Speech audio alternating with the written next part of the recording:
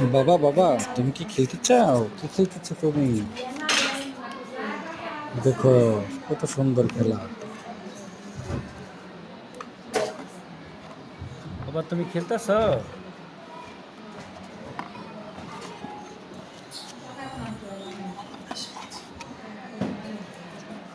কাছ থেকে মিনিমাম 8-10 লাখ টাকা নিচ্ছে নেওয়ার পরে সেরা রেহাই পায় না, সেরা চাকরি বাঁচানোর নিয়ে বাবা, তুমি খেলতেছ? খেলতেছ? তুমি খেলতে ভাল লাগে?